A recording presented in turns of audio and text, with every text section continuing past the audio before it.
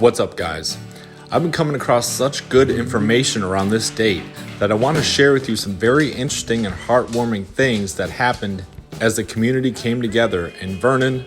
The staff at Graceland all came together, as well as the city of Memphis, which included the police officers and all who were involved with security and us Elvis fans on Elvis's funeral day, 1977.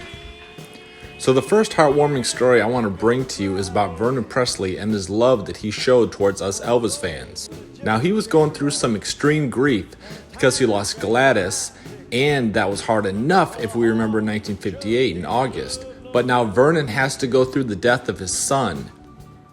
He calls him my baby, my boy, and he was going through a lot of grief. And the decision had been made to let Elvis fans through the front door to see Elvis in his casket and pay their final respects to him. A very nice and sweet gesture to show Elvis's love that he had towards his fans. Now, it was originally scheduled to be just a 2-hour thing, and already there were thousands and thousands of Elvis fans lining up to see Elvis and just to be there. Now, there was a little concern about security. They didn't want anything crazy to happen when these fans were all going through, all distraught and distressed. But luckily, everything worked out well, and as the fans were filing through, after about 2 hours, they noticed that the lines were getting longer and longer since it was only meant to be a 2-hour deal anyway. It was a concern also about the heat. So what happened was Dick Grobe and Joe Esposito went to Vernon and told him about this situation. Now, Vernon was very upset at this time and had a very tough decision to make. They explained to him that the lines were only getting longer and it was extremely hot outside, and for those fans' safety, it should probably just close down right now.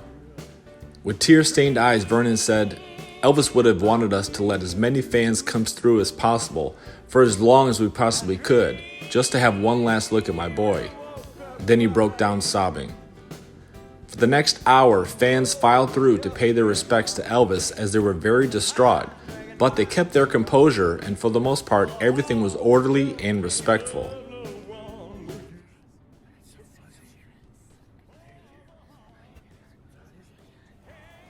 Again, they came back to Vernon and told them it'd be best to shut down as sunset was approaching and the lines were only getting longer.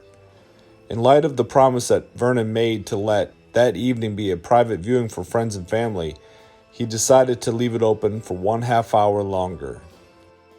I think this shows us the kind of good-hearted man Vernon was and the love that Elvis had for his fans. Now, to make matters even harder on Vernon that day, the day of Elvis's funeral, Colonel Parker came into Graceland early that day with papers for Vernon to sign.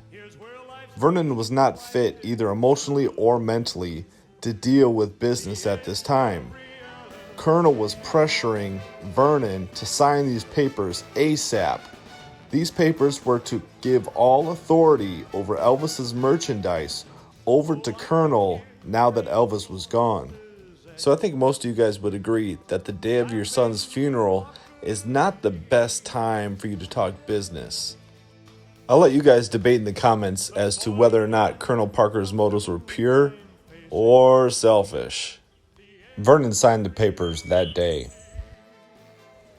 Now this brings us to what was going on outside the mansion. There was pandemonium in the streets.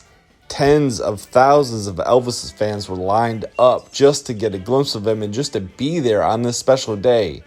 Memphis security was on staff in the Graceland yards during that hot summer day. The sweet thing is, so many police officers were there just out of honor for Elvis. Many of them were actually off duty and just working and volunteering because they were like, Elvis is one of us. Elvis was loyal to the police department during his life and showed them much respect, and they returned the favor when Elvis needed it. At one point, the maids looked out the window and noticed that the police officers have been there for a few hours already, and it was scorching hot.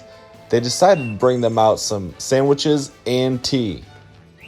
Security sure was thankful for Graceland's thoughtfulness.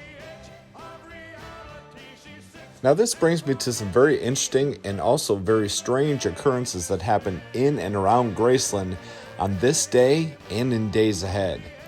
As many of you know, when they were taking Elvis's casket out to the hearse to be taken to the crypt, a large tree branch at Graceland snapped out of nowhere and fell to the ground. It was a heavy branch. Everybody there was totally in shock because they were like, how did this thing just break?